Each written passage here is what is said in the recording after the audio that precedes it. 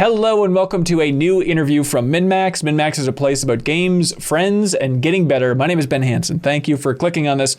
This is an interview format that we love doing here at MinnMax, where it's developer on developer discussions. Less a standard interview and more just sharing insight that only developers can really open up with each other here. So we have some of the team members who made Mouthwashing, one of our favorite games from 2024, and some of the team members who made 1000xResist, one of our favorite games from 2024. Mouthwashing is kind of a masterclass in reusing space in game design, and 1000xResist is kind of a masterclass in reusing characters within a game, because it's a story about clones by and large. There's no big spoilers in this discussion, so you should be safe to listen to this if you haven't checked it out yet. It's an insightful chat. We hope you get a lot out of it. If you appreciate it, and you appreciate this type of discussion of getting developers who had similar-ish games together to talk, you can always subscribe to MinnMax's YouTube channel. It's a small click for you, and it's a huge thing for us. We appreciate it. And if you want to unlock the podcast version of this entire discussion, all of our other interviews, our Deepest Dive series, which are the best, most thorough discussion about games on the internet, you can go to patreon.com/MinnMax with 2 N's. You support us at that $5 tier. It unlocks that bonus podcast feed that has the podcast version of all of this stuff for your convenience. And without further ado, here's Remy and Pinky from the 1000xResist team, and Kai and Johanna from the Mouthwashing team. Welcome. We got a big crew here. Hello, Remy, creative director. Hello. Hello, narrative designer Pinky Lee from 1000xResist. Hello, hello. Hello, Kai Moore, executive producer of Mouthwashing. Hello. And hello, Johanna, narrative designer and art lead for Mouthwashing. Hello, hello. Hello. Thank you all for being here. I am so excited. We've done a couple of these, for a long time, we've done kind of these one-on-one developer conversations at MinnMax here. And so I reached out to Remy to see, like, hey, who would you want to talk to in theory? In the back of my mind, I'm like, please choose Mouthwashing. Please choose Mouthwashing. And it was the top of your list, Remy. I was so glad you chose Mouthwashing that we could make this whole thing happen. Pinky and I actually played the game together, so that was kind of like a nice, this is Pinky play Mouthwashing. So. Yeah. Well, that's nice. I mean, was it like you all just hanging out, or was it like over Discord just going through it? It was at the office. Okay. We did it side by side. Yeah. There you go. Is it, and I know it's weird with the developers right here, but is it an odd game to stream with other people? It feels like you should be kind of isolated with your own feelings with that one. But like, is a group environment, do you think, does it help a Mouthwashing playthrough? I had a good time. I got to watch Pinky play. Like, Pinky doesn't play a lot of games. And so I was like, you should play Mouthwashing. I haven't played it yet either. So, it was like, I got to watch Pinky play Mouthwashing, which was like kind of a nice experience, because a lot of things that happen in that game or in any game really affects Pinky when she's playing, because she doesn't play that many games. So it was nice to see that. Yeah, what is just an uplifting co-working experience. Exactly. Experience. Yeah, we feel good being in a company together. Yeah. Yeah, this could be us, damn. Yeah, so what did affect you then, Pinky? I think the game itself is deeply effectual. It's a very, my experience of it is it's a very sensorial experience. It's a spatial, sensorial, emotional experience. And a lot of things are happening. And when things are happening, they're kind of happening at you and to you. And they're often kind of like overriding logic, or kind of constantly destabilizing what you thought the world was and where the world is going and where are we right now, or like, and it's spooky. There's a lot of things that jump out, things that are kind of like of the grotesque. It's just a lot. It's like a real sense buffet, and I think there's like the existential horror piece, and so I was on a real ride. I was also just when kind of like trapped in enclosed spaces, with jump scares or things that fly by really fast. It was a spooky ass time. Yeah, Johanna, was that on the whiteboard? Is buffet for the senses? Yeah, that was, number one, that exact wording. And I think we managed a good buffet. No, but I mean, I'm so glad that you guys played it, and I'm glad you liked it, and I'm glad it was spooky and stuff. So we did something right, at least. We managed to get something going, I guess. Thank you just for making that game. something. Yeah, exactly. I mean, Remy, was it, were you seeing it like, okay, people are bringing this up enough as one of the strongest narrative games of 2024, along with 1000 Times Resist, I should probably check it out? Or how did it get on your radar? Yeah, that I was like, learned about it. I can't remember how I learned about it, but I think it was something that people were like, oh, check out Mouthwashing too. Because I like sometimes browse the Reset era forums. Yeah. And so I was like, okay, I'll check out Mouthwashing. I think it was pretty early on. It was like almost like the day after you launched or something that we played it. Wow. Wow. I remember you saying, "Oh, this game just came out, and it looks pretty dank." Yeah. That was our second point underneath the buffet. Yeah. Was dank. Buffet of dank.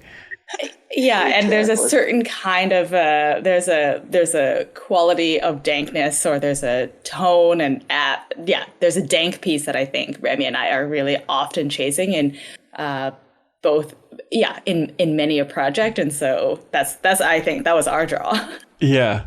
Oh, perfect. Okay, there's 1,000 different areas we can go to. Johanna and Kai, did you get a chance to check out 1000 Times Resist yet? Yeah, we did. Yeah. Oh, yeah. Wow. I guess I can't swear in this call. I imagine. Go for it. So Go I'm for gonna it, try. please. I do it so much in my. Yeah, it was like tour de force is what comes to mind about the story. Because going in, I had already heard a lot of praise, and then you guys also kept popping up in like award shows. So I was like, oh yeah, I'm sure it's very good. Like going in, but yeah, it was like super special. It like I already had really high expectations going in, and then it just like went above and beyond all of that. It's so layered, and I'm almost like playing it. I was always like, oh my god, like how do you write something like this? How do you write something so big and multifaceted and everything? And I think that's one thing going into the game is like it can almost be really intimidating.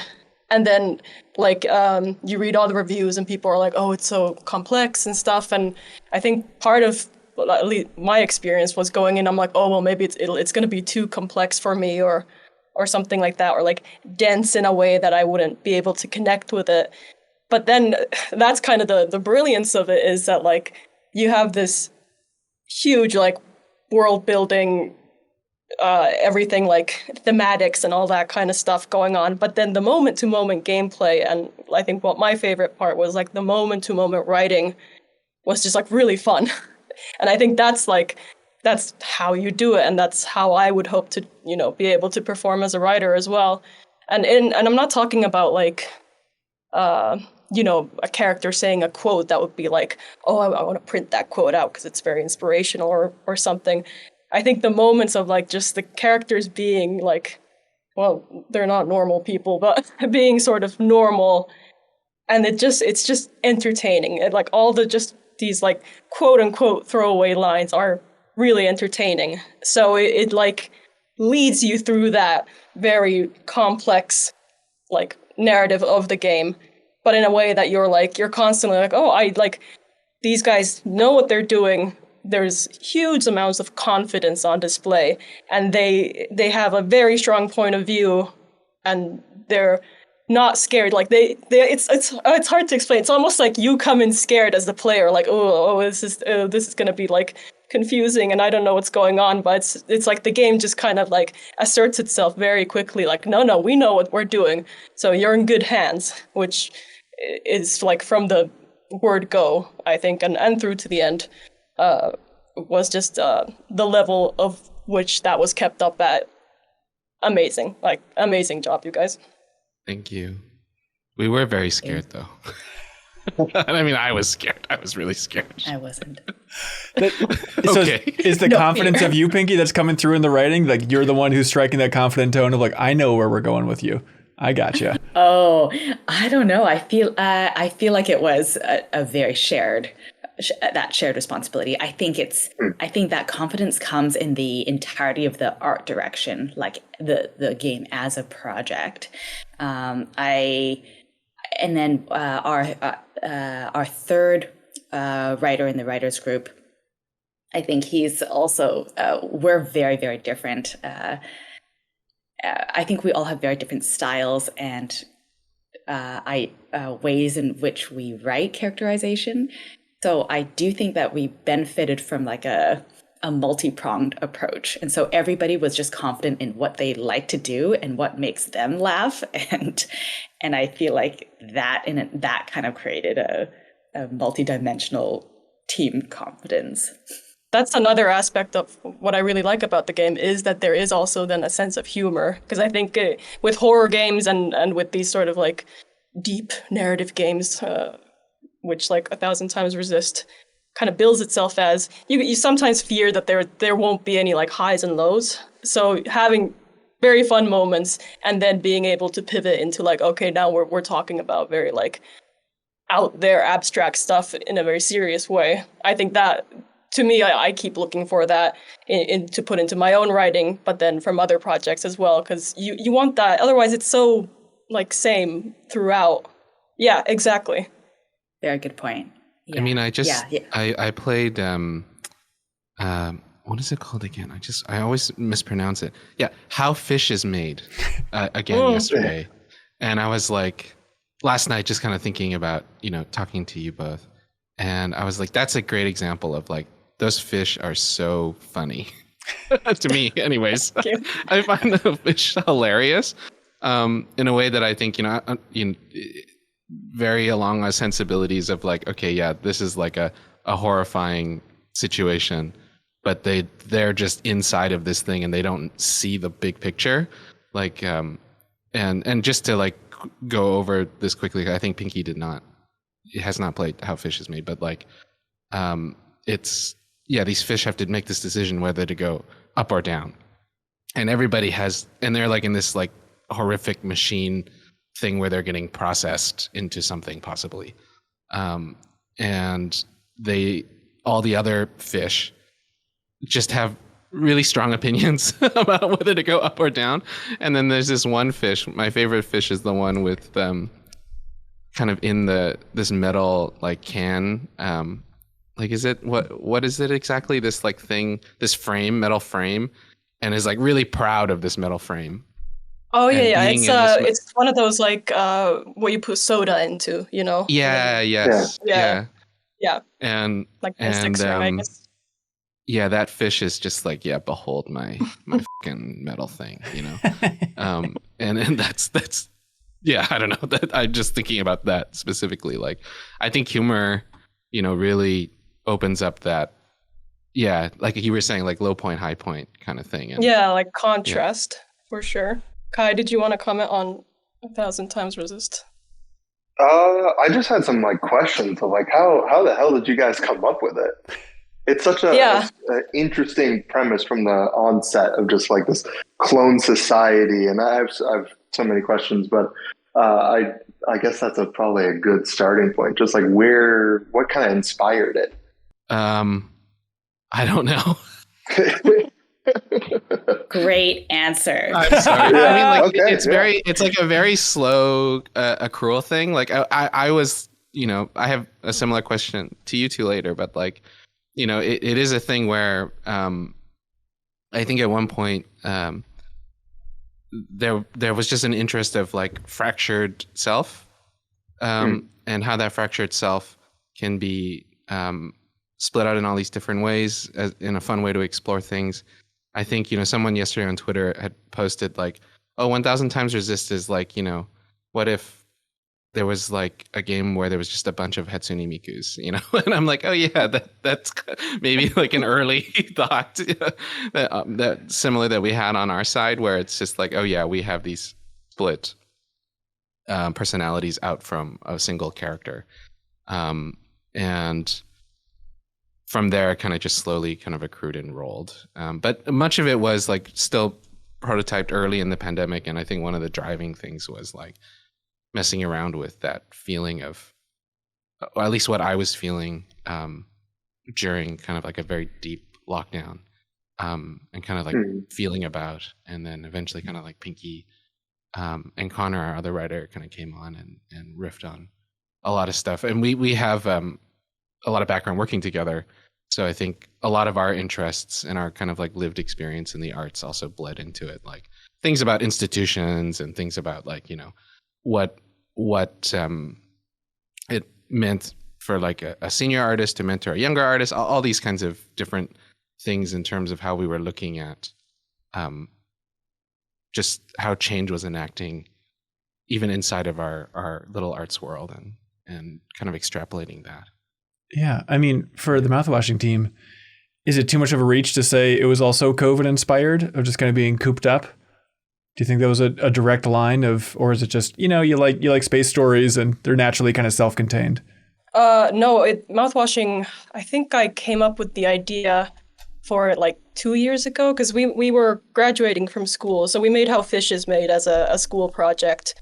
And then because of the like relative success of that is then how we ended up becoming a studio, wrong organ that we are now.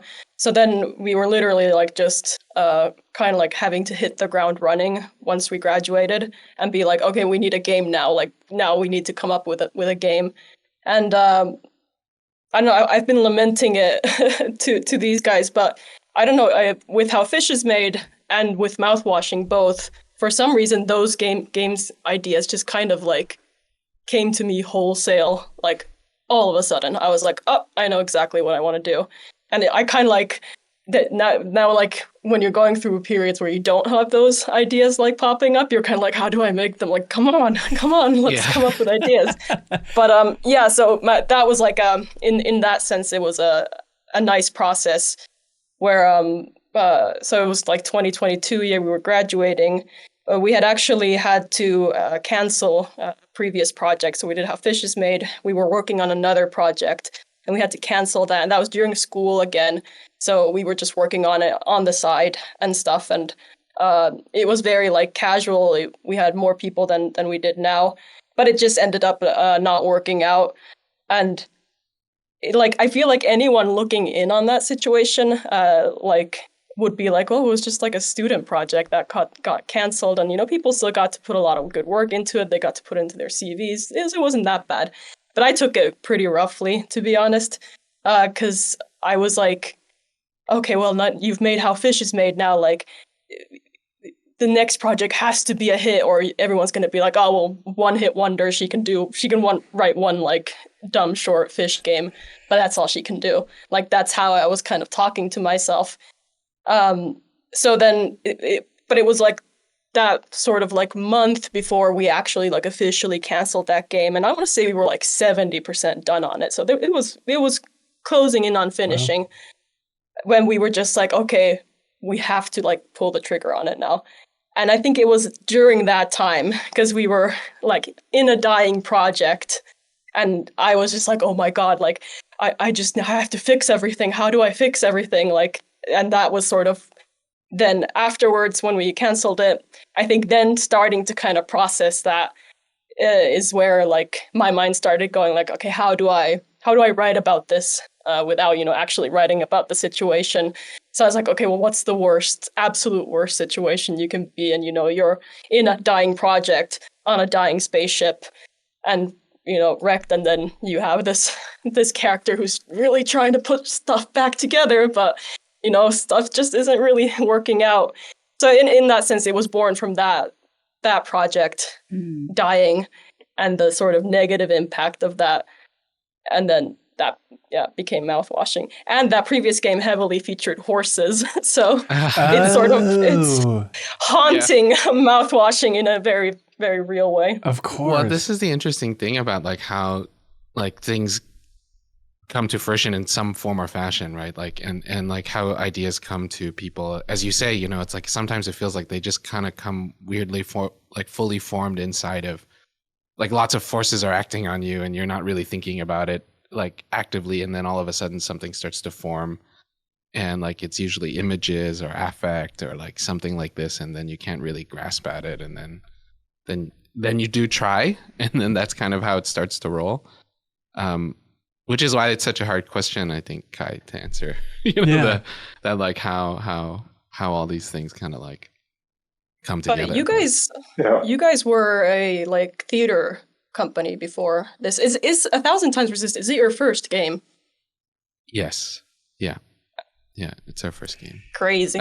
But like, so then when you were coming up with it, was it like conceived from the beginning as a video game, or was it first like maybe a theater project or something?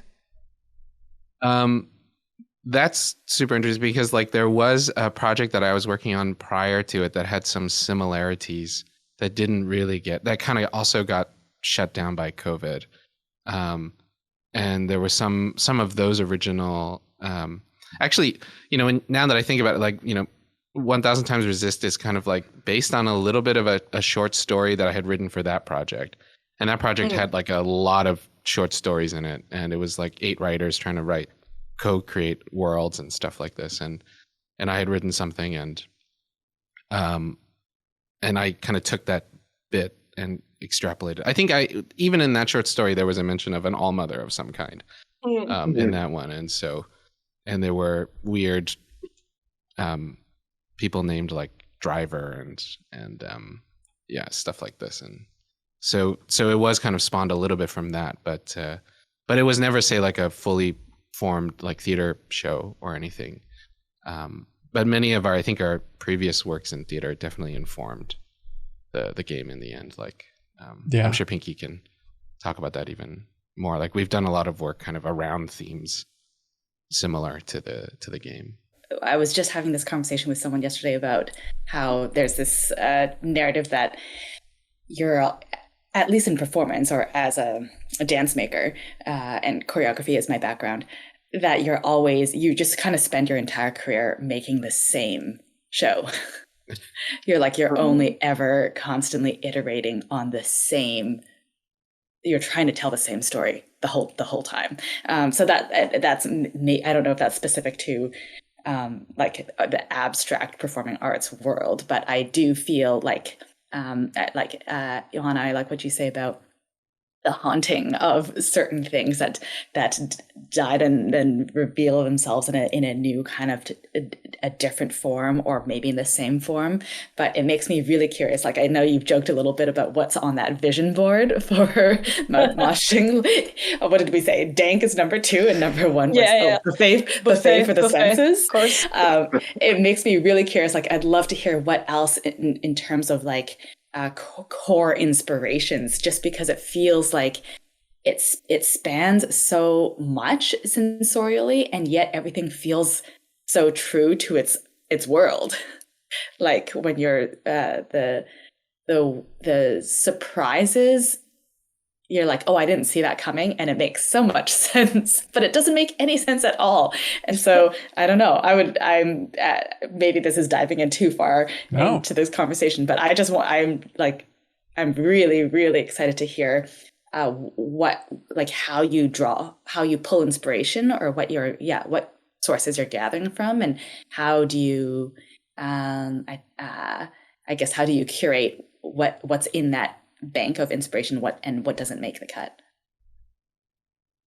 Oh, it's hard to say, because it feels like it's such a I guess like an instinctual process. So like what I ended up doing, because then I had to pitch Mouthwashing to the rest of the team, and that tends to be my process when I get started on a project, is I put together a PowerPoint, and I'll just pull images of like I had, some bandaged character, and I was like, this would be Captain Curly and stuff. And then obviously we have a very strong actor references for our characters. So I put those into the PowerPoint. And then I also wrote Space Twin Peaks was the nice. how I opened it. Because I was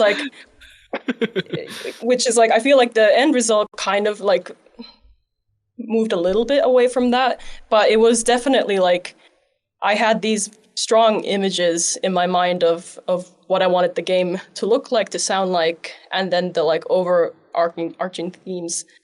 So I had I knew Curly from the beginning. He was always pretty much one of the first images that I wanted to show, because he is so how do you say impactful to look at, because you're immediately what happened, bro? But and then the sunset was a big thing, so I had the whole PowerPoint was sunset themed, because I was okay, these are the colors of the game, so we have the sunset. Very appropriate. Yeah, and then that it's just like a very enclosed space. We don't the tool part doesn't have any, which is the spaceship in the game. It doesn't have any windows, and that was also like a big thing. I was like, okay, you can't see outside at any point in the game. Like I wanted to feel really claustrophobic, and obviously that also helped us keep the scope of the project down, to like make it really small. And then the foam was a big like part of the pitch as well. I think it was just this sort of like, I want this horrible, horrible story that also just feels kind of odd. So you have the Twin Peaks influence. The Shining obviously was a big inspiration. And yeah, so I think with that, it was like the vibe. I knew kind of the vibe. I knew a very like overarching like plot points, and then I knew from the beginning that I wanted it to be non-linear, because yeah, I was like that's gonna add a lot of interest to it. And like going into it, I was like thinking, I don't know what gave me the confidence to try and write something like non-linear, but I was like, oh, that sounds cool, I want to do that. I should probably mention, yeah, the mouthwash was also, that was obviously a big, like, mouthwashing, we didn't even have like a working title for the game. Like that's kind of how instantly I knew what I wanted to do, is from the first PowerPoint. It was called Mouthwashing, and I think one of the guys was like, "Oh, I like the working title," and I'm like, "Can we have it as the actual title?" it's a little bit strange, but you know, yeah. Yeah. So I don't know if that answers your question. Mouthwash was like right there at the very beginning. Yeah, absolutely. Yeah. It was like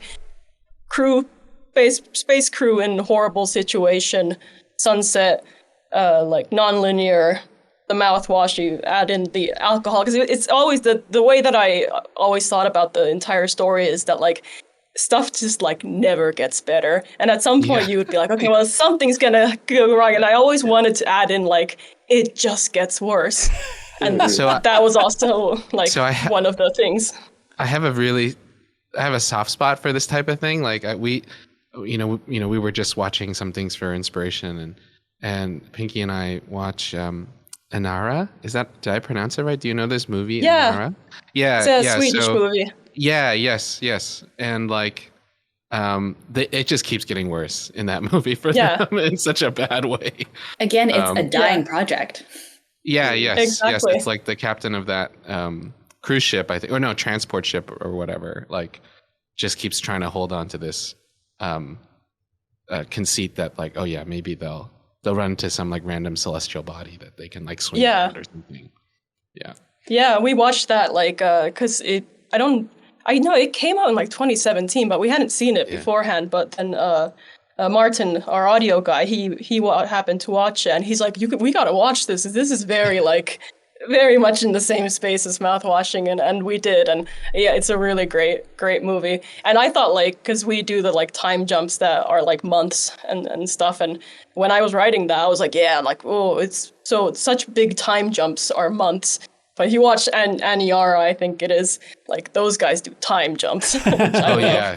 Right. Yeah, I mean, really this is naive, but like, you know, when writing a nonlinear story for both of y'all, are you writing it bullet points for the linearity and then figure out how to jumble it up? I know this is too simplistic of a question for a very complex narrative for both your stories here, but like, how do you both tackle that? I want to hear your guys' answer on that, because when you put the two projects together, like Mouthwashing script is obviously a lot shorter and I would say a lot more straightforward in the end than your guys's, and I found it very difficult even to do this like in our scope, so I can't even imagine the logistics that go behind writing a script like 1000xResist.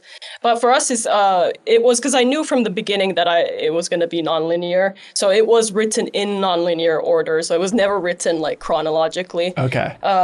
So I had like, we started out, we had like blue and orange and red, or like purple, I think, post-it notes that we had up on a board, because we always wanted the like ground rules were that we would always cut from a pre-crash to, you know, we can't cut from pre-crash to pre-crash. It has to go to one of the other ones.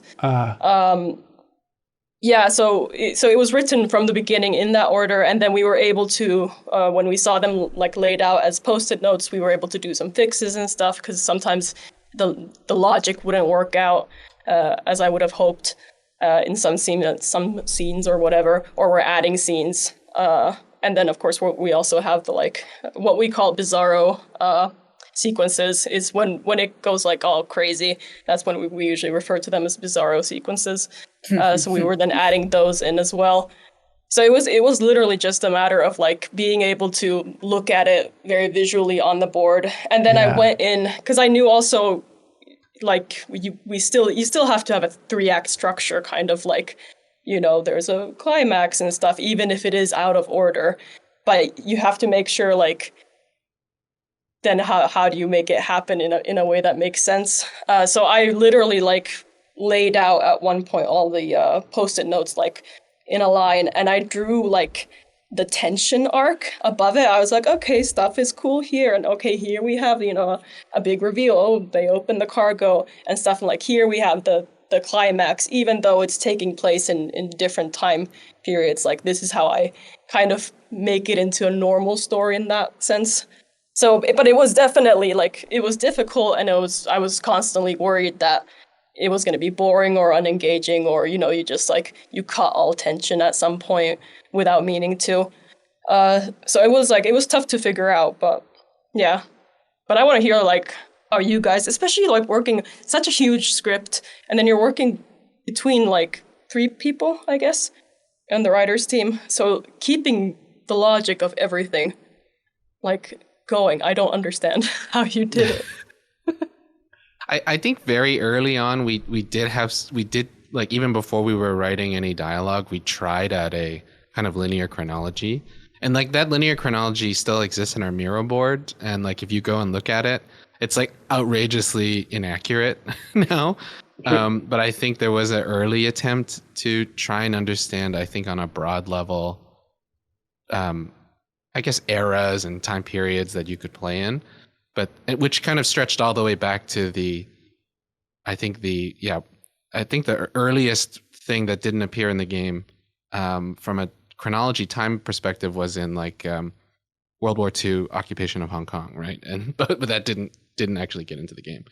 And then, but then once we started writing, I think very quickly we started to just be like, okay, yeah, that chronology, we don't have to stick to that chronology. And I think much of it was very felt, as far as I know, like at least that was my experience of it. Like, for example, something like chapter 2 with in Iris's like childhood apartment, which is kind of jumping back and forth between her life in that apartment. I think Pinky had written a bunch of scenes, and this is kind of part of the process. You would go off and write a bunch of different types of scenes at different points in Iris's life, and then as we ingested them into the engine or into whatever, we would very much do it as you did. It would start to feel out like, okay, what is the effectual line through here, and then, you know, what is interesting to be like. Part of it was also something I would say is like, because I have a music background, I would be like, okay, what is like a what's the word here? Intervallic relationship, like the interval between the jump, right? So like, you know, a very short jump of time is, you know, a kind of a short interval, and then like one that was quite large would allow us to, you know, it would be perceived, I guess, as some sort of something, right? And so we started to think about it a little bit that way as we were arranging it, and but so much of it was really felt in that kind of nonlinear aspect of it, and then arranged in a way that we were trying to like craft, I guess in music we say, craft some sort of line out of it. I just love how like hindsight bias is 2020. I in my mind I'm like, wow, that part was so easy, but I'm sure it totally wasn't. I guess there's coming back to what Remy said about like there's some like within the writing team, like some commentary we have, like I think the game carries a lot of things that we debate with one another and talk about endlessly over dinner all the time that we can't quite find, like that there's no easy answer for, like things that we're seeing in global society, things that we're experiencing in our own communities. So there's some macro movement that was a given, and when I think about writing non-linearly, it's true. I did write non-linearly the whole time. I was like, if the project was, I'm just spending a week writing little scenes that humanize Iris, then I would just think about that on kind of like a 1,000-year scale, and just be writing a bunch of stuff. And I also have a very short attention span. So, I'd work on one thing and then I'd be like, all right, I'm blocked for the day. And then I'd think about something else and just like kind of just pull a bunch of stuff. So it was, I think, lucky for me as a writer that I was always working on a very micro, like I wasn't too worried about the macro. I knew that the macro and the themes and the desires, that was holding us all together.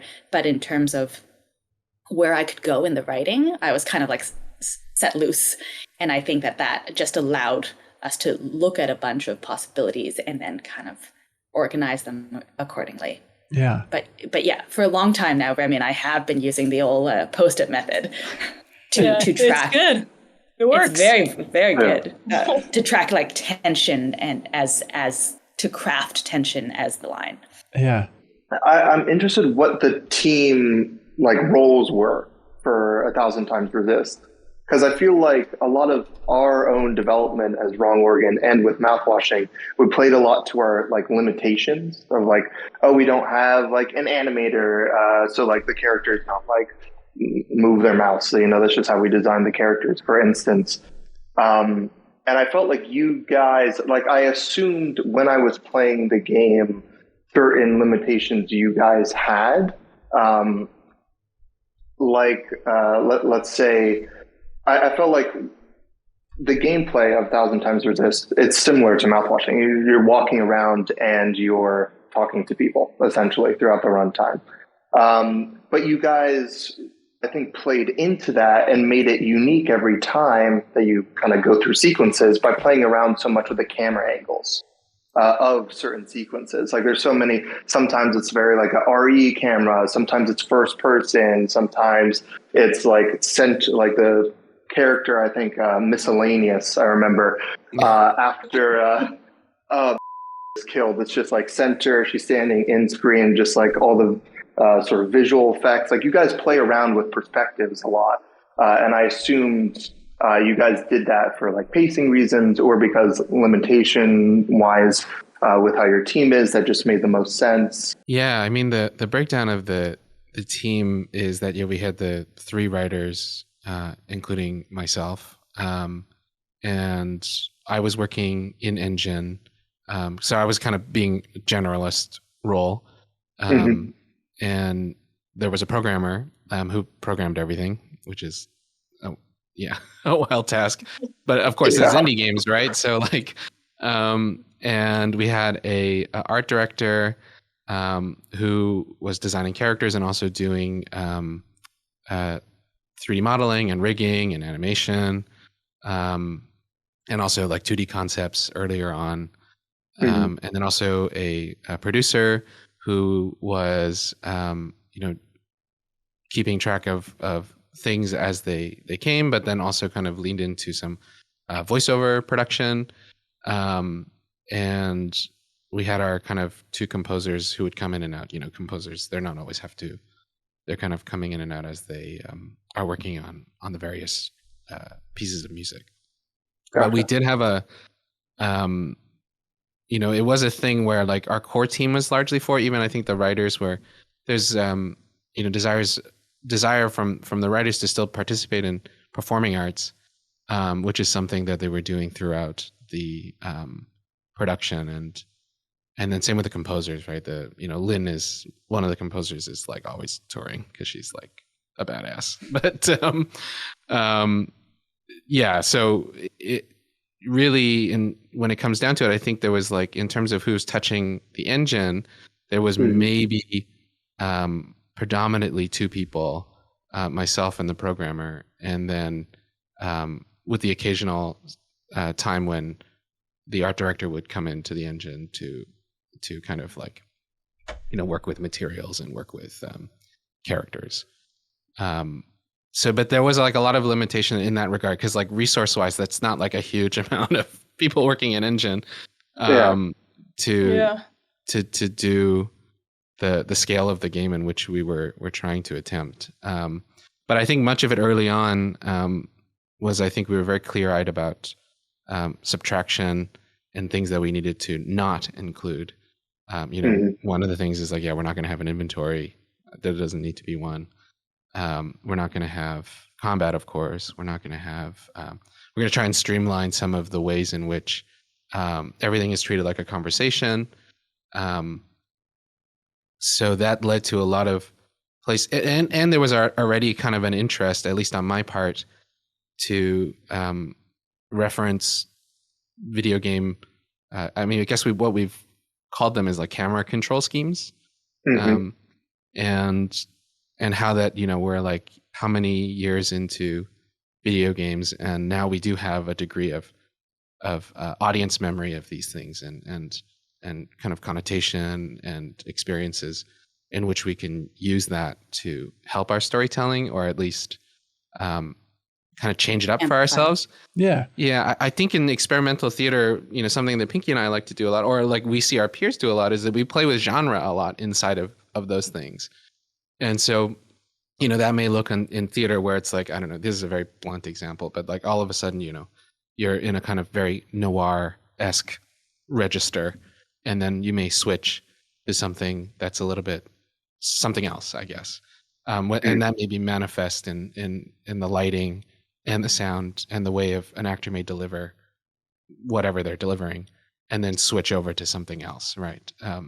As a kind of mode of movement of some kind. And then, so I think, playing with the camera control schemes is like very much a continuation of this type of desire, at least on my end. And then it did force us to, because we removed so many things and tried to streamline so many things on the mechanical end, this is something that I think Pinky and I really believe in, is that we like to hollow things out. So then when we hollowed them out, whatever is left remaining, we try to make new things out of that, or kind of challenge ourselves to make something out of that. And filling these kind of like shifting from camera control schemes is one way in which we felt like, okay, well, this is now we have room to do this a lot. Because we're not worried about, like in Nier, when you switch to like a side-scrolling or top-down, you're carrying on some of those combat things, which I'm not going to say makes it, not so much that the combat would make it easier, but for us, we were like, oh yeah, Nier did that, like that's fun, let's try. And then because we only had narrative, we were like, oh like that's, actually we maybe have to rethink about how we storytell in this camera control scheme, as opposed to like how the mechanics function differently, which is kind of what we continually had to do, and I guess kept us on our feet. And you think was that idea of like pulling from the genre shifting from theater, is that just because you are able to see in theater how much it grabs people's attention when you can do that kind of shift? Because I feel like both your games, there's moments of pay attention, everybody, we're shaking this up. I mean, even like the compression, weird transitions and mouthwashing. It's like, what is happening? You can't look away from that. One of my favorite moments in mouthwashing is when you look at the TV. I think both. That's yeah. Both Pinky and I were like, and then you're in the TV. Yeah, and then you're in the TV, and then you're controlling. Yeah. Yeah. But I think at that moment while we were playing, both of us were like, whoa. And then I think Remy said, oh, that was good. Oh, good. I wish we did that. That was good. That was good. Well done. Yeah, but sorry, go ahead. So I missed your question completely. No, that was it. I mean, just that realization of like, we know we need to grab people every once in a while and say, pay attention, we're shaking it up. You need to be on your toes when you're playing this game to some extent. I think it's just playfulness. I don't know. It doesn't feel that, for us at least. I think at no point do we ever feel like, oh, we need them to pay attention right now. Right. And maybe it comes back to what Remy was saying earlier about being afraid. I think there was a time where we were like, oh, I wonder if it's boring. And I think that that's maybe linked to confidence, because there is something about the experimental arts where we're really practiced at the banal and the minute and the boring, and we thrive in it. We spend a lot of time there, and we kind of believe in the power of it. And because we have historically not made games where we're not really, our practice is not like holding on to the player's attention and really getting their buy-in and really drawing them in. We were just kind of like doing our own thing. So I think, coming back to Kai, your original question about like, how did constraints play into our development? Yeah, I think it was largely like, well, we can't impress them with combat. What do we have? We have like 60% writers in this room. Well, these characters better be weird. Like every line, every line better have some zhuzh to it. Like we gotta dive. Yeah, we gotta dive into the tone of how they're saying their like 8 words in this sentence. Right. We got to tune into the voice acting, because that's something that we have practice in and that we know. That those theatrics, those sensibilities. And then the whole like, well, we don't have the budget for anyone to ever pick anything up, so you can't use your hands, so you've got to use your body. Like picking things up. Oh how my God. How to make a dialogue where everyone's just like, oh, what are they going to say from here? Like, so really, taking those parameters and looking for them to be interesting to us. Like, I think is something we had to do. Yeah. Would get a script from one of them, and there's like somebody picking something up, or somebody like drinking some water, or something like. And I was like, no, I'm sorry, you have to rewrite this, where the drinking of water or the picking up of this object cannot be a central, point of or change of power in the scene or whatever, right? From a kind of dramatically technical level, like you can't revolve your scene around some of these things because of, as a constraint, very much of like, it's not worth it to make them drink water here. I feel this on like a molecular level. I feel like we had the exact same issues. Like, I mean, like our characters don't have facial expressions or anything, and so it's like, at least for me, I guess I was very fear driven through a lot of it, because at some point, like, you've written maybe like the first draft of the thing and stuff, but then you keep staring at it so long, so it starts to become boring to you. So all these ideas that were like, okay, we came up with something cool, we can put it in, but you don't really notice that anymore. And then you're like, is this the most boring game in the world at some point? And then I'm like, how do I fix that? Like, and it is like, because we have those constraints. So then you kind of have to start razzle dazzling, like you said, Pinky. Like, how do I start being impressive in other ways, like within these parameters that we have? So you just kind of have to get weird with it, and with like the characters and stuff. And I think that's another like instance where like you can kind of see how confident you guys were, because you have characters, you guys have voice acting, but you have essentially what is the same character model, and then you're doing an entire cast of characters like on that, which is terrifying to me, because I had the 5 characters and I was like, they're gonna be as different as possible, like, because I don't have any time or any other way to sort of like, you had to like be able to tell a lot just by looking at them. So to go into kind of a similar project and be like, no, we're going to use the same character model like for the majority of the cast, I'm just like, oh my God, like, but that's so scary. So yeah, I think it's definitely, it was a big fear of mine, especially like you have this usually like middle end time within a project where everything's kind of becoming a slog. You've been sitting with the script for so long with the project. There's a bunch of stuff that's still broken. And then you start, at least for me, my experience was like, I start questioning like, okay, is this the most boring game in the world? Is it too confusing? Because then you're starting to also get like some of the first like real play testers back. And then they don't have a lot of the like fun stuff that is actually then in the final product. And then some of them, I did get a lot of like, or not a lot, but there was feedback, especially when I finished the first sort of like first iteration of the script. I had a writer friend, read it like just in script form. And he was very concerned. He said, like, I think it's too confusing. And I was like, oh no, like, oh, it's going to be boring. But I can imagine like reading Mouthwashing as a script, like, yeah, I can like, it just isn't probably all that interesting. And then just the fact that like, because it is a narrative driven game and the narrative is the majority of what you're going to be doing.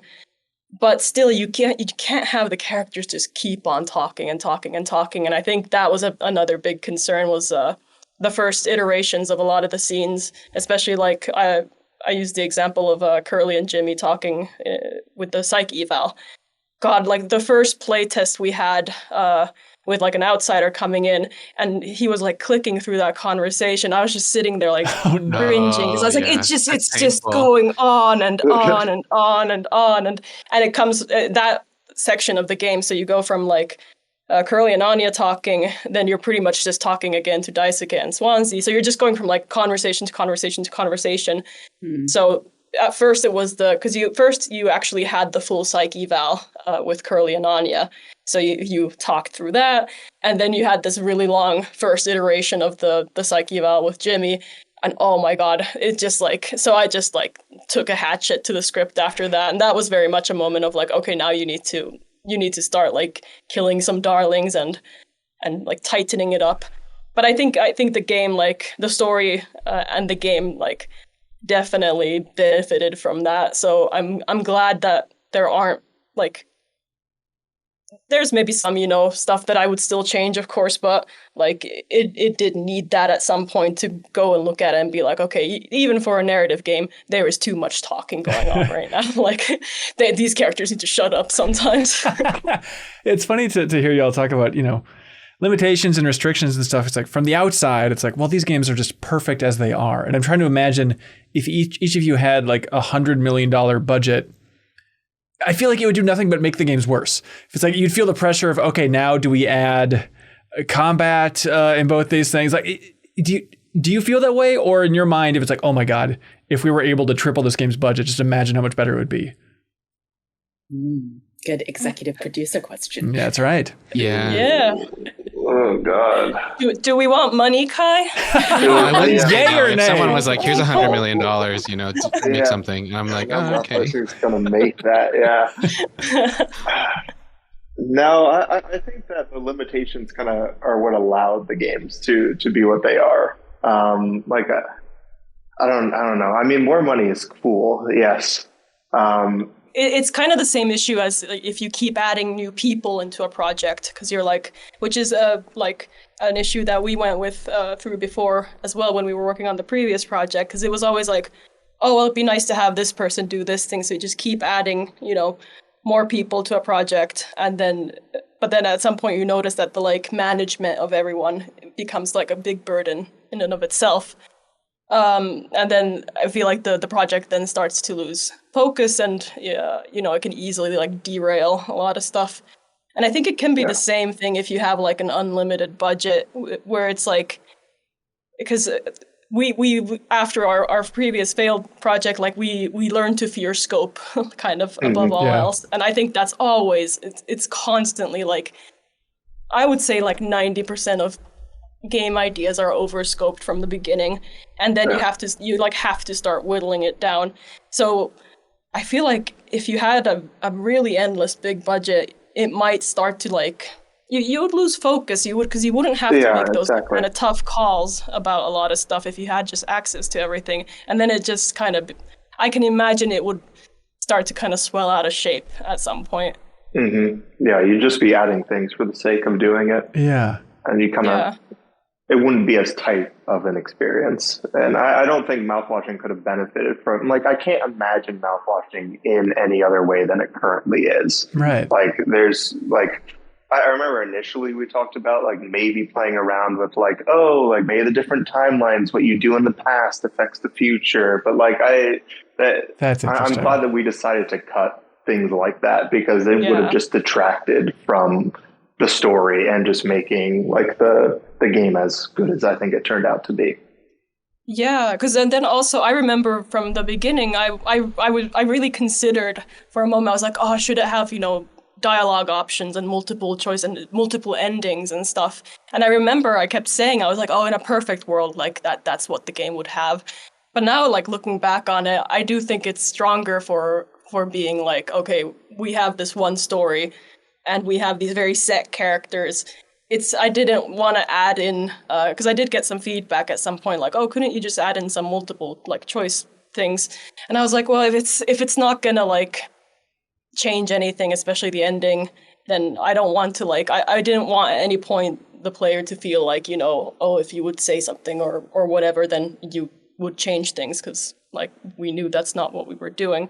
Yeah. But yeah, I think that's a big limitation that at first, and when going into the project, I was like, oh darn, it'd be great to have multiple choice and multiple endings. But now I think it's probably a stronger project when we just took those out for this one. Obviously, I love it in other games, and I would want to write projects like that as well. But for this case, I think it worked out well. Well, first to say that, like, if anybody wants to give any of us $100 million, I don't like, maybe, we probably think about it. Exactly. That being said, in that situation, like, I think the first thing we would do would be like, oh, let's start putting constraints on ourselves, even like artificial ones, because that's just generally how we like to work in terms of any project. It's like, okay, maybe some of these constraints are not driven purely based on, financial logistical, but is something of like a driver or generator from a more kind of aesthetic point of view, right? And like helps carve out an identity of it, because we many of the things of an identity of an art object of any kind, I think, is largely driven by these constraints, both self-imposed and perhaps of course based on budget and logistics as well.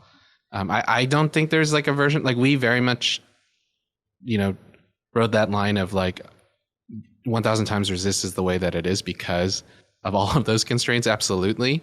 So it would definitely fundamentally change the game if we had a huge budget for it, for example.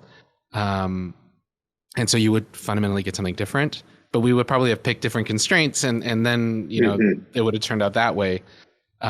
So like, I guess, talking about your question, it's like, yeah, many of these constraints formed the games in much of what they are now. And interestingly, like you two were talking about like, in terms of how, there was maybe some pressure sometimes to branch things, in mouthwashing.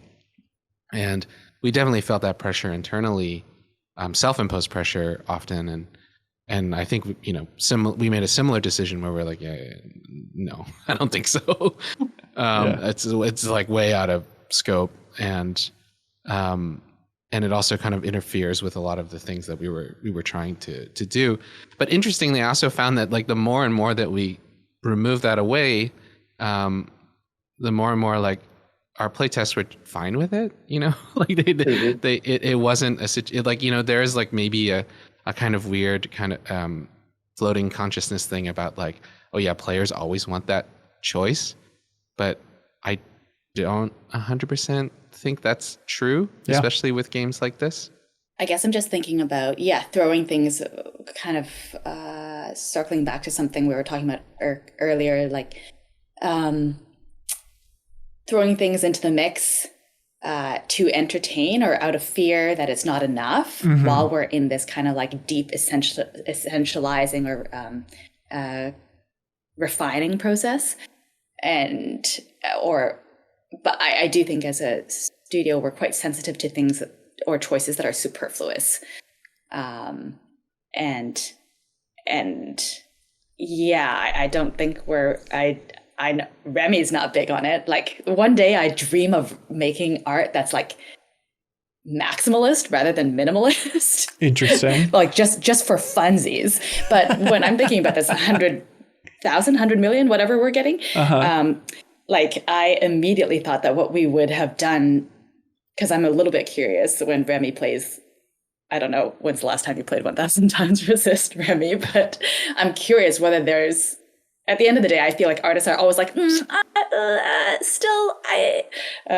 it has been some time. We've had a little bit of distance from our child. And so I would be curious what things we would want more of or cringe at, if any. But mostly I think about like the conditions around production, because I do think that we were like furiously stalled for chunks of certain years for like fundraising and marketing purposes to have to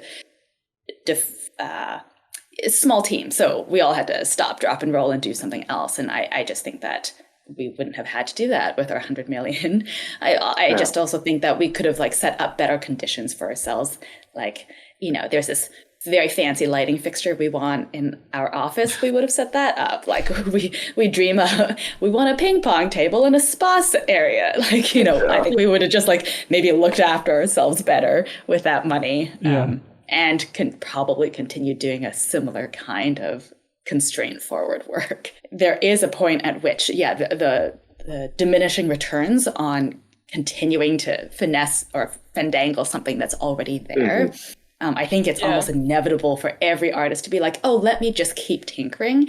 And I think Remy was very, very like, stop it at some point, at least with the writers, because at least for me, like, you leave me in a room with my own words, I'll just keep moving words and commas and ellipses around, and I'll continue to deepen my love affair with the punctuation and the word choices if left to my own devices. And that's why I do think it's great to have deadlines, time constraints, a little bit of a pressure cooker so that you keep your eye on the prize. And that's like the things that are essential.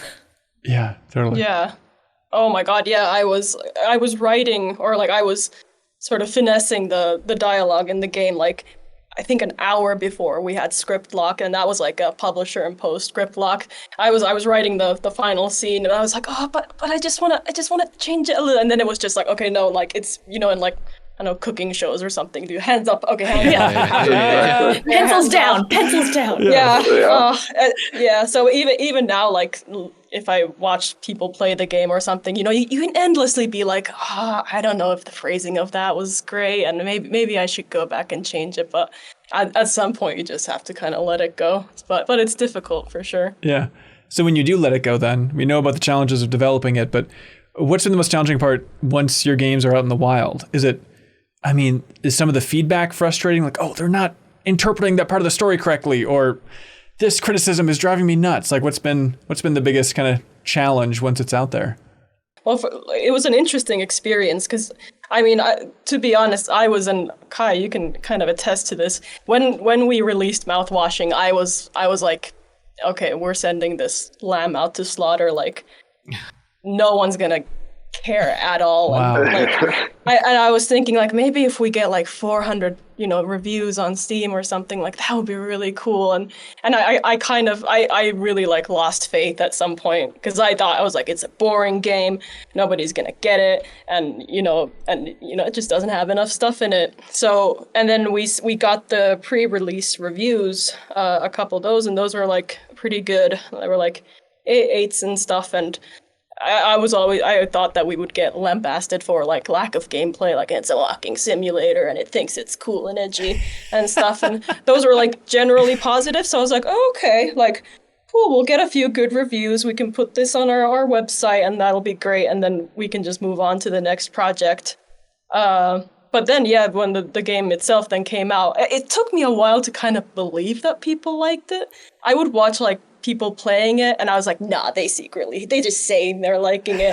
Do you like it? Do you really like it? And it took me a while to be like, okay, people do actually genuinely like the game. So in that sense, it was very positive. But then obviously, I think the like flip side of that is that you do kind of let the project go, like people are going to talk about it however they like, and I think you have to be very okay with that. And it's sort of like the characters and the story sort of belongs to them now. So it doesn't matter what I think about if a fan says something or criticizes the game or really loves the game or something. It's been interesting. It can get very overwhelming, at least for me, quite easily. So like sometimes I don't kind of want to look at discussions surrounding the game too much, because it's like, I don't know, it doesn't feel healthy to be like, oh, what are they saying now? So I kind of have to like cut myself off with that at sometimes. Mm-hmm. But it's a very, like, obviously I'm very grateful that we've gotten really great reception, and it's definitely done a lot better than I ever thought it would. So I'm very happy with that.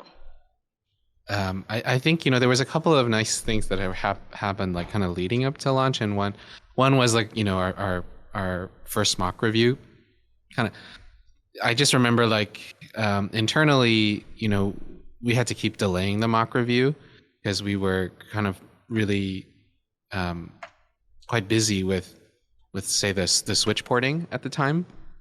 And,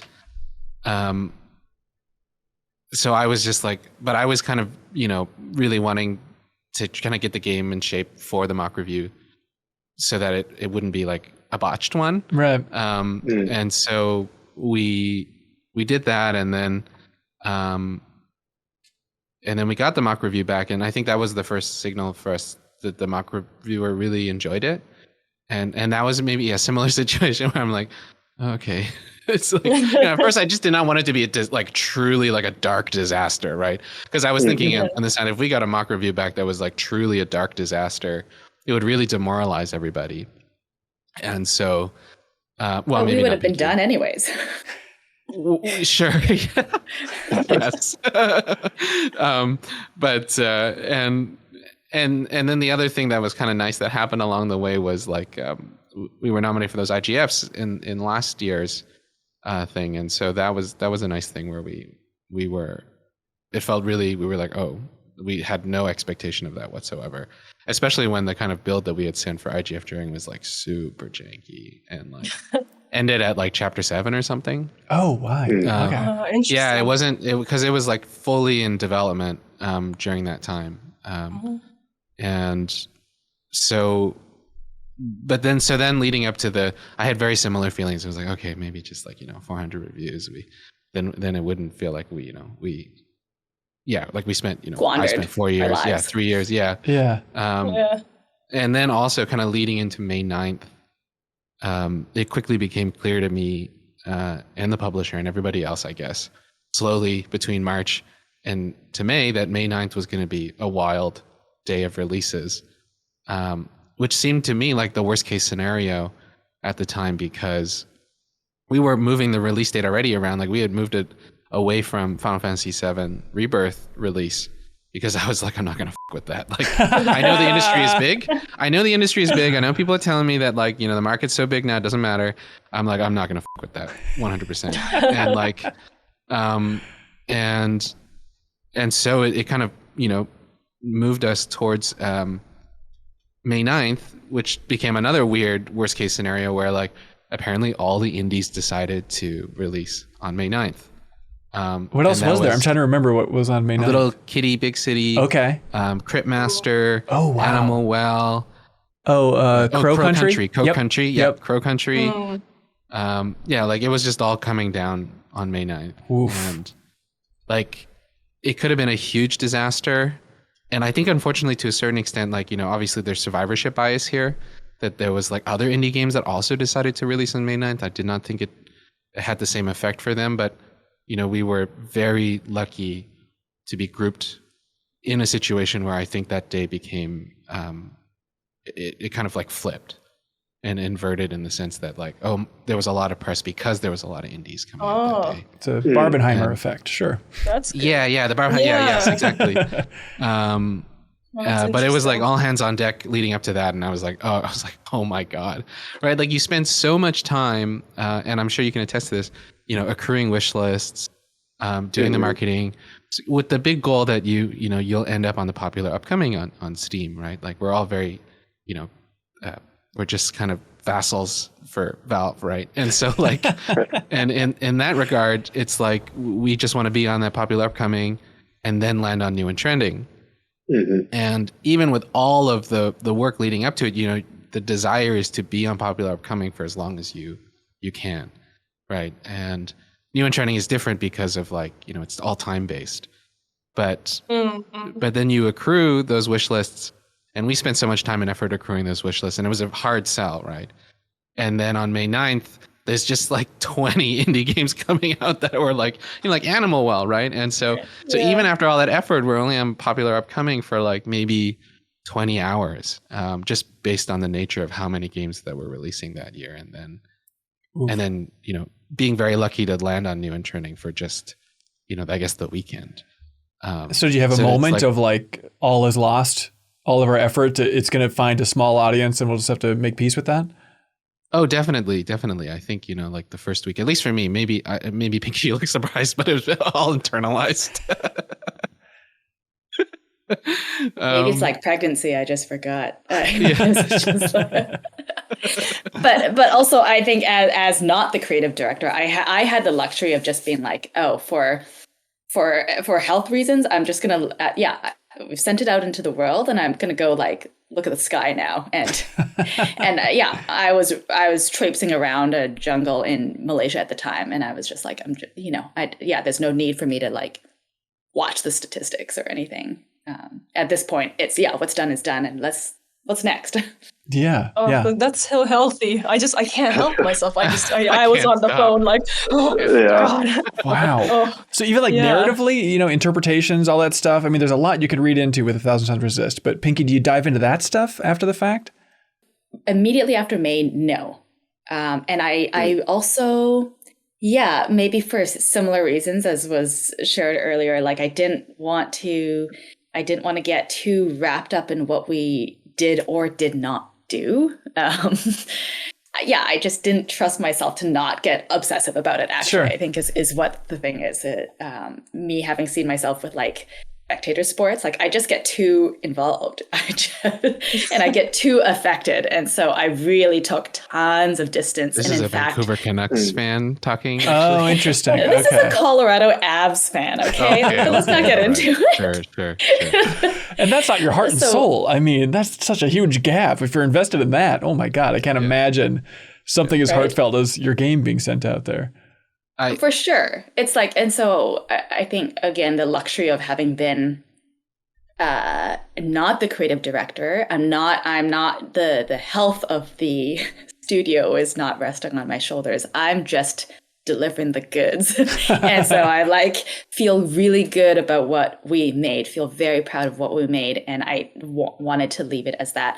Yeah. I also didn't. And then when Remy was they're saying good things, I also didn't want to hear it. I really didn't want that to turn into my personality. And so it continues to be that Remy sends me materials that he really thinks that will be meaningful to me, because it will just show that people are relating and experiencing and feeling seen and are just sending love. So he forwards love over to me. That's the way it should be. That's nice.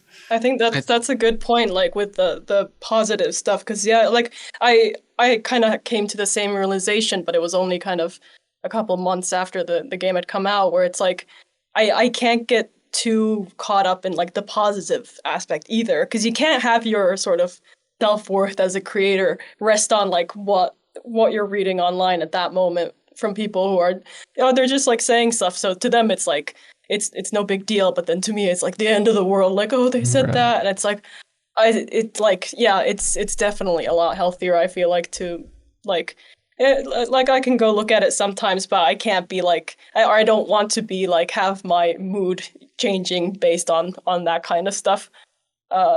Yeah. Well, how have these games changed your lives? I'd imagine for both teams here, it's kind of changing the course of what you want to do in the future, right? I think we're going to keep making games. I think that was not always an obvious outcome for us. I mean, sometimes people ask this, are we going to return to theater? In many ways, I see myself as a experimental arts refugee. I've tried to jettison myself for various reasons that we've kind of experienced over the 10 years. And so one of the big desires of starting a studio was to like, can we, have the time and resources to work on something that we think is like, for lack of a better word, dignified and like,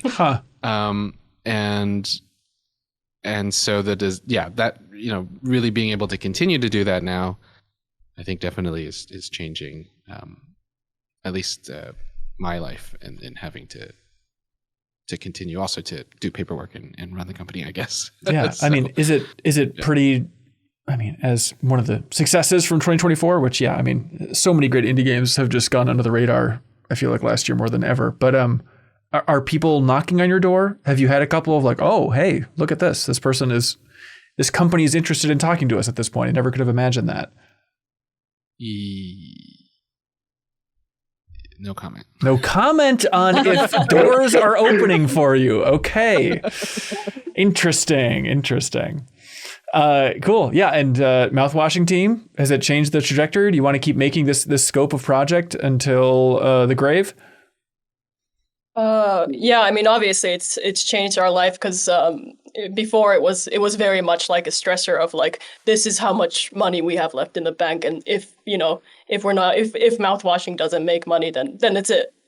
We're done. Yeah. So we have a little bit more confidence and success to like, work under, which feels nice. So we're not like constantly like running, what is it? The like runway. I don't know how you say that, but I think, exactly. Setting on fire. Yeah. Exactly.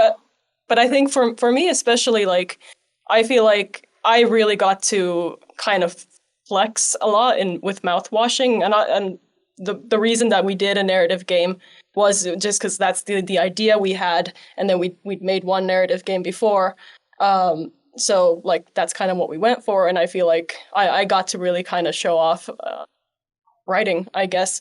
But I do think for us now, I think we have a really talented team of also gameplay people on our team, and I feel like it's kind of their time to flex now. So like our next project won't be narrative led. So hopefully we're gonna be able to show that, like, even though we love narrative games, we do want to have projects in the future that have more of an emphasis on narrative again. But right now, what we're kind of thinking is, okay, let's show what else we can do. Yeah. As a team. Nice. Yeah. And I think had Mouthwashing not been as successful, we might have had like a slower progression towards showing people that. But now, because we have a little bit of money to play around with, we can just be like, we're going to do this now and see how people like it. Yeah. And then next time we're going to do this other thing. And we're always going to be depressed, I think. So all of our games are going to be like weird and we're always going to strange. Strange. We seem like really happy people right now on this call. You're the success stories, everybody. You're what people look up to. Don't get the wrong impression, folks. We are sad. Exactly. Yeah. Can't you see it in my eyes? Exactly. I'm having a great time making games. Exactly. Just smile through the pain. I've just been smiling this entire interview. But look at that's what we need you for in the office as well, Kai. You're just the sunshine in there. Yeah, but I think also like, so we want to try something a little different, and we have a little bit of like space to move around with that. Might be a big risk, I don't know, but it's like, okay, we're in this position where we're able to like take that risk. So that's nice. Go for it. I think scope-wise, we want to keep our games pretty small. We want to keep working, at least for now, in like low poly and stuff like that. So we don't really have aspirations to create like a huge game right off the bat next. I think like what we're always looking for in the projects that we come up with is that like someone has a vision of what they want to do. Mm-hmm. And then just like, I wouldn't want to spend more than max a couple of years ideally on a project. Yeah. So we can also like pivot quite quickly if we, run into an issue where maybe the next game isn't as popular or whatever. Yeah. But it's exciting to be able to make those decisions not based off that burn rate fear. So that's been really like nice. Yeah, for sure. Yeah. And Pinky, if you need a new artistic frontier, you could make like an immersive theater version of mouthwashing, I guess. If you want to go back to theater. See, we're the people knocking on their door. That's why we can't talk about it. Yeah. You want to see the live action version, live performance version? Yeah, we'll do it. Exactly. I mean, I was thinking that when I was playing mouthwashing, I'm like, this would kind of work as like an immersive theater thing. There's an avenue here. Or an escape room. Oh, interesting. Oh, that would be fun. That would be actually really fun. Yeah. Oh, that's cool. Yeah, but everyone would be tempted to like chug the mouthwash, and they'd be disappointed if it wasn't real mouthwash. Well, you just gotta make that drinkable. Okay, yeah, just make it like Kool-Aid and Yeah, that's a smart way to go. All right, well, hey, thank you all so much for jumping on the call. Does anybody have anything else they're dying to say about the other person's game that we didn't get to here? I wanted to thank you guys for inviting us to this. Not only MinnMax, but you guys at 1000xResist. It's very kind, and yeah, I cannot sing the praises of this game enough. I think if anyone likes mouthwashing and you haven't tried 1000xResist, and I think maybe there's people who are maybe a little intimidated by it, and I'm kind of like, I get it. Don't read anything on the game. Just go in, but you will very quickly learn that, like, it knows what it's doing. So you just enjoy it. Like, you won't play anything like it. I don't know, ever, I guess. So I cannot recommend the game enough. Thank you so much. And thanks for, accepting our invitation to talk. We really wanted to talk to you both, and we love mouthwashing.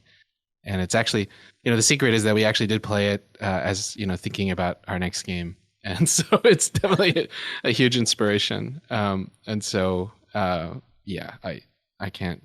I think already there's like, at least amongst our community, which we're also, I should say, very grateful for, like there's a huge like 1000xResist to mouthwashing pipeline that we've been like pushing on our end.